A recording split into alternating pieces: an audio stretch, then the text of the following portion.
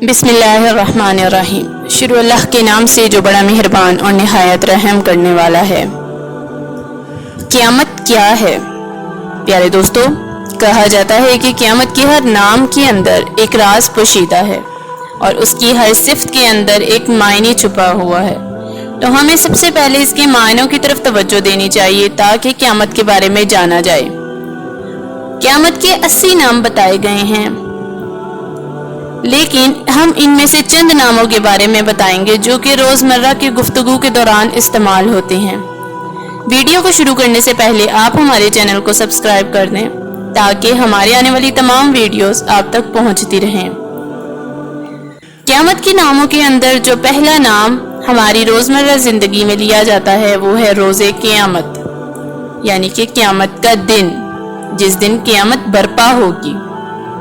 फिर कहा जाता है रोज़े हसरत, अफसोस का दिन, क्योंकि इस दिन इंसान के पास अपने अमाल के अलावा कुछ ना होगा और अगर गुनाह ज्यादा हुए तो सिवाय हसरत के कुछ ना होगा।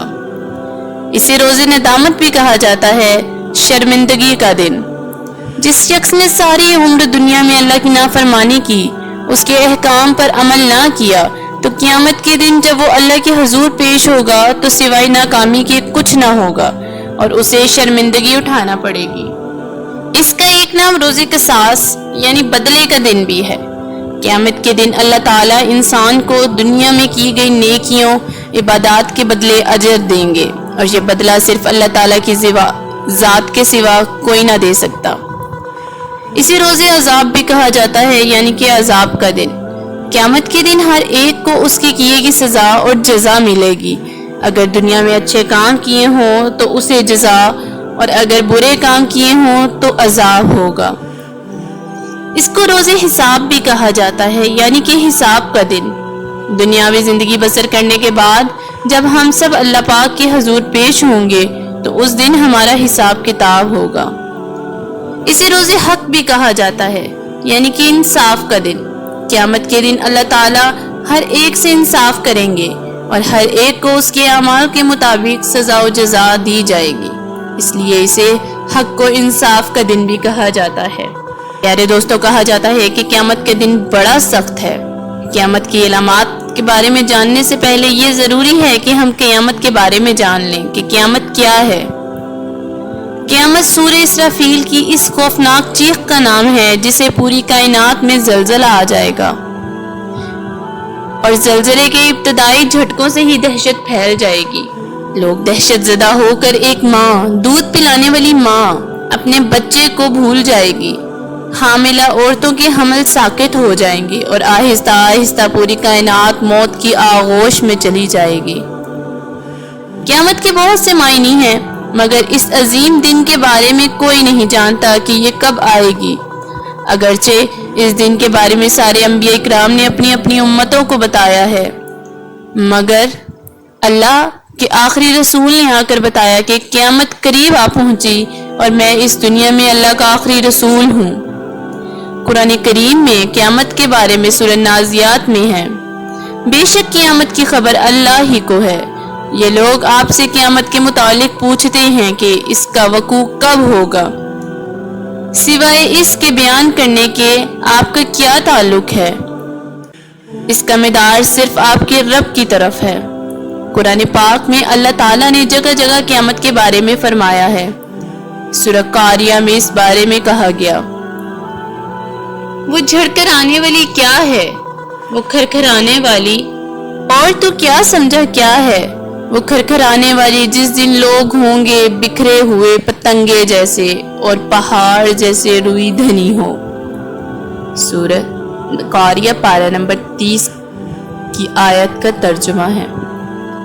अल्लामा शबीर अहमद उस्मानी ने अपनी तफसीरों में यूं इरशाद फरमाया कि क़यामत से मुराद ऐसी सख्त आवाज़ जिससे कान बहरे हो जाएंगे और इसी वक्त हर एक को अपनी अपनी फिक्र पड़ जाएगी।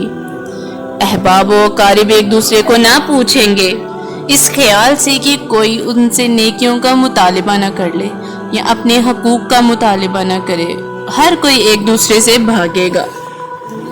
قیامت کے بارے میں تو صرف اللہ پاک کو ہی معلوم ہے، لیکن قیامت کی علامات کے بارے میں تمام انبیاء کرام نے اپنی اپنی امتوں کو بتا دیا ہے، لیکن حضور اکرم حضرت محمد صلی اللہ علیہ وآلہ وسلم آخری نبی ہیں، اس لیے آپ نے علامات قیامت کی تفصیل سب سے زیادہ بتائی۔ اس بارے میں صحیح مسلم کی روایت ہے کہ ابو زید رضی اللہ عنہ فرماتے ہیں کہ رسول اللہ صلی اللہ علیہ وآلہ وسلم نے ہم کو فجر کی نماز پڑھائی اور ممبر پر چڑھ کر ہمارے سامنے خطبہ دیا یہاں تک کہ ظہر کی نماز کا وقت ہو گیا۔ بس آپ صلی اللہ علیہ وآلہ وسلم نے اتر کر نماز پڑھی اور پھر ممبر پر تشریف لے گئے اور ہمیں خطبہ دیتے رہے یہاں تک کہ عصر کا وقت ہو گیا۔ آپ صلی اللہ علیہ وآلہ وسلم نے اتر کر نماز پڑھی اور پھر ممبر پر تشریف لے گئے اور ہمیں خطبہ دیتے رہے یہاں تک کہ آفتاب غروب ہو گیا۔ بس آپ نے ہمیں ان واقعات کی خبر دی جو ہو چکے ہیں اور جو آئندہ ہونے والے ہیں، بس ہم میں سے جس کا حافظہ زیادہ قوی تھا وہی ان کو یاد زیادہ جاننے والا ہے۔ پیارے دوستو، علامات قیامت کا جائزہ لیا جائے تو معلوم ہوتا ہے کہ بعض واقعات کی تفصیل میں چھوٹی چھوٹی چیزوں کی نشاندہی کی گئی ہے، جیسے فتنہ دجال، حضرت عیسیٰ کا حلیہ مبارک وغیرہ وغیرہ، اور جن کا مطالعہ شروع کیا جائے تو محسوس ہونے لگتا ہے کہ قاری واقعات کی کڑیاں ملا کر زمانہ قیامت کے بارے میں جان سکے گا، مگر ایسا نہیں ہے، کیونکہ بہت سی علامتوں میں ترتیب کا ادراک نہیں ہوتا کہ کون سا واقعہ پہلے اور کون سا واقعہ بعد میں ہوگا، اور ان واقعوں کے درمیان میں کتنے زمانے کا فاصلہ ہے۔ حضرت علامہ شبیر احمد عثمانی تفسیر میں لکھتے ہیں کہ آپ صلی اللہ علیہ وآلہ وسلم کا کام قیامت کی خبر سنا کر لوگوں کو ڈرا دینا ہے۔ اب جس کے دل میں اپنے انجام کی فکر سے کچھ خوف ہوگا تو وہ سن کر ڈرے گا اور ڈر کر تیاری کرے گا۔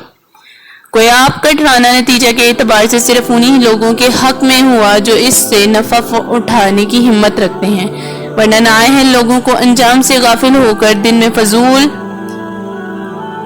بحثوں میں پڑے رہتے ہیں کہ قیامت کس تاریخ، کس دن اور کس سن میں آئے گی۔ سورہ اعراف آیت 188 میں اللہ پاک فرماتے ہیں کہ ترجمہ، یہ لوگ آپ صلی اللہ علیہ وآلہ وسلم سے قیامت کے بارے میں پوچھتے ہیں کہ وہ کب واقع ہوگی، تو آپ فرما دیں کہ اس کا علم صرف میرے رب کے پاس ہے، اس کے وقت پر اس کو اللہ تعالیٰ کے سوا کوئی اور ظاہر نہ کرے گا، وہ آسمانوں اور زمین پر بڑا بھاری حادثہ ہوگا، وہ تم پر محض اچانک آ پڑے گی۔ پیارے آقا حضرت محمد صلی اللہ علیہ وآلہ وسلم چونکہ اللہ تعالیٰ کے آخری نبی ہیں، اس لیے آپ پر جو کتاب اتاری گئی اس میں علامت قیامت ارشاد فرمائی گئی، مگر قرآن کریم میں جو علامت ارشاد فرمائی گئی وہ زیادہ تر ایسی علامات ہیں جو بالکل قرب قیامت میں ظاہر ہوں گی، اور باقی کچھ ظاہر ہو رہی ہیں اور کچھ ہوتی رہی۔ آپ نے کبھی غور کیا ہے کہ وہ دن کیسا ہوگا، قیامت کی شام کیسی ہوگی؟ آج ہم قرآن و حدیث کی روشنی میں قیامت کا نقشہ کھینچنے کی کوشش کریں گے۔ دعا ہے کہ اللہ تعالیٰ ہمیں اس خوفناک دن کی تیاری کرنے کی توفیق عطا فرمائے اور ہمیں ایسا بنائے کہ ہم اس خوفناک دن میں آسانی سے جنت میں داخل ہو سکیں۔ ایک ایسی ہی عام سی گرم دوپہر ہوگی یا سرد دوپہر ہوگی، نہ جانے وہ گرمی کا تپتا ہوا سورج ہوگا یا سردی کا کپکپاتا ہوا سورج۔ شام حسب معمول ڈھلے گی اور دن کو الوداع کہے گی، دن اور رات حسب معمول یہ کہہ کر جدا ہوں گے کہ کل ملیں گے۔ پرندے گھونسلوں کی طرف حسب دستور لوٹیں گے، تاجر اپنی ترتیب پر اپنے گھروں کو لوٹیں گے، مائیں بچوں کو سلا کر بستروں میں لیٹ رہی ہوں گی، تھکے ہارے مزدور اپنے بستروں کو لوٹیں گے، بادشاہ اپنے تخت شاہی پر دراز ہوگا، وزیر اپنے تخت وزارت پر دراز ہوں گے، پولیس والے اپنی چوکیوں پر یہ سوچ رہے ہوں گے کہ کب صبح ہوگی اور کب ہم اپنے گھروں کو جائیں گے۔ رات کو کسی گھر میں مہندی لگ رہی ہوگی کہ صبح کسی گھر میں بارات آنی ہے اور کسی گھر میں بارات آ چکی ہوگی، کہیں پہ رات کو دکان مکمل ہوئی ہوگی اور کہیں پہ صبح اس کا افتتاح ہونا ہوگا، کسی کا رات میں گھر مکمل ہوا ہوگا اور صبح نئے گھر میں منتقل ہونا ہوگا۔ یہ تمام حسب معمول کی باتیں ہیں جو آج بھی کسی نہ کسی جگہ پہ پوری ہو رہی ہیں۔ وہ دن بھی ایسا ہی ہوگا۔ یہ قیامت سے پہلے کی شام بھی بالکل عام سی شام ہوگی، بقایا تمام دنوں جیسا دن ہوگا۔ حسب معمول تمام چیزیں اپنے وقت پر روا دواں ہوں گی۔ ایسے ہی ایک شام آئے گی، آہستہ آہستہ آئے گی اور پورے عالم پہ چھا جائے گی۔ پھر سورج اسی طرح حسب دستور اپنے چہرے سے نقاب ہٹائے گا اور عالم سے اندھیرے کو جدا کر دے گا۔ کوے آنکھیں کھولیں گے، مرغے آذان دیں گے، بلبل کا نغمہ ہوگا، کوئل کی کوکو ہوگی، چڑیوں کی چہچہاہٹ ہوگی، جھرنے اسی طرح اپنے پانی کے ساتھ بہہ رہے ہوں گے، دریاؤں میں طغیانی حسب دستور ہوگی، سمندر حسب دستور اپنے مدار پہ ہوگا، سبزی لینے والے صبح جا کر سبزی خرید رہے ہوں گے اور کام کاج والے اپنے کاموں کو نکل رہے ہوں گے، عورتیں گھر میں ناشتے تیار کر رہی ہوں گی، بچے اسکول جانے کو تیار ہوں گے، کسان کھیت میں ہل جوت رہے ہوں گے، بیج ڈال رہے ہوں گے، فصلیں تیار ہونے کا انتظار کر رہے ہوں گے۔ جب ان کی فصلیں تیار ہو جائیں گی، کچھ پکی ہوئی فصلیں کاٹ رہے ہوں گے کہ ان کو بیچا جائے اور منافع کمایا جائے۔ دکاندار اپنی دکانیں کھول رہے ہیں، گاہک ان کی دکانوں میں شامل ہو رہے ہیں، حسب دستور دنیاوی معاملات مکمل ہو رہے ہوں گے، اور اچانک سے ایک ہیبت ناک آواز آئے گی، ایسی خوفناک آواز کہ وہ سن کر دکاندار کے ہاتھ سے کینچی گر جائے گی، گاہک کے ہاتھ سے پیسے گر جائیں گے، کسانوں کے ہاتھ سے بیج گر جائیں گے، ماں کے ہاتھ سے، جو ایک ماں اپنے نومولود بچے سے کتنی محبت کرتی ہے، وہ اپنے بچے کو بھول جائے گی، دلہن کے گجرے ٹوٹ جائیں گے، مہندیاں گر جائیں گی، بارات تھم جائے گی، ایسی خوفناک آواز کہ انسان کا کلیجہ چیر دے گی، وہ خوفناک آواز پورے جہاں کا کلیجہ چیر دے گی۔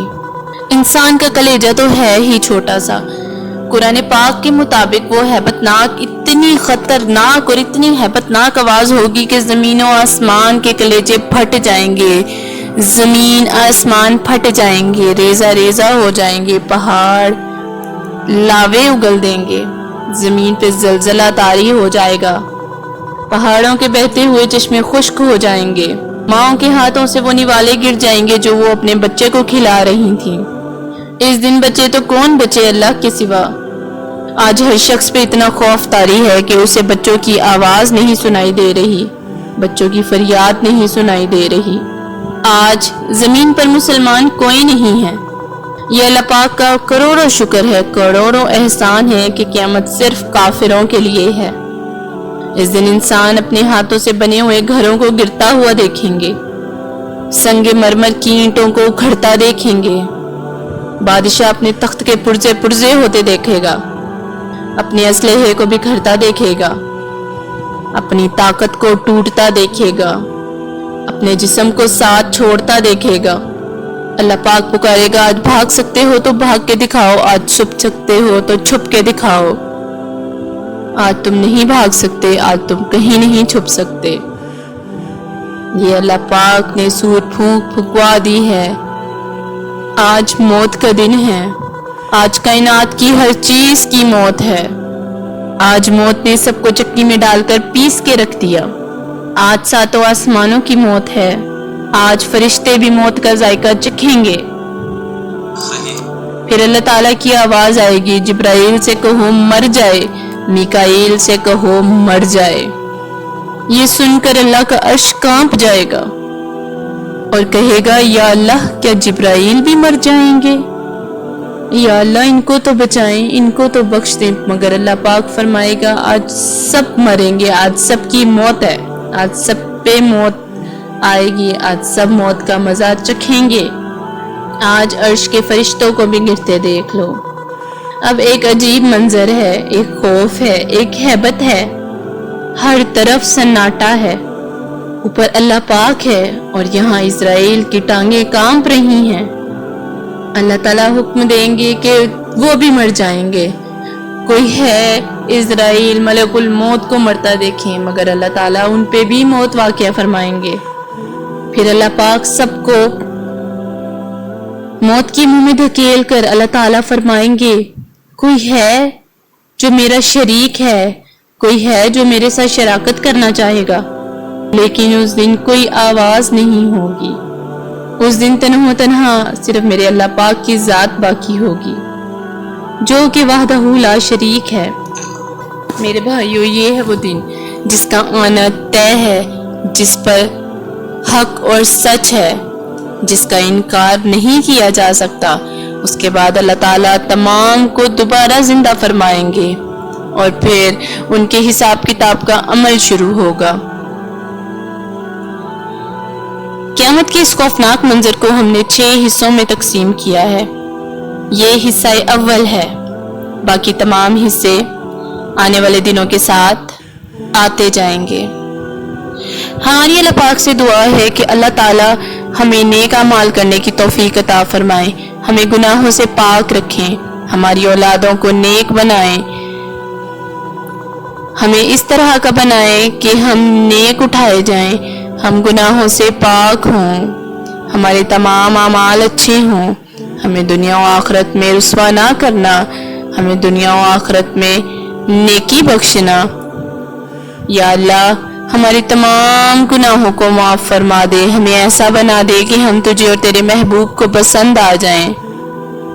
تو یہ تھی آج کی ہماری ویڈیو، حصہ اول، قیامت کا منظر۔ ملتے ہیں نیکسٹ ویڈیو میں، تب تک کے لیے اللہ حافظ۔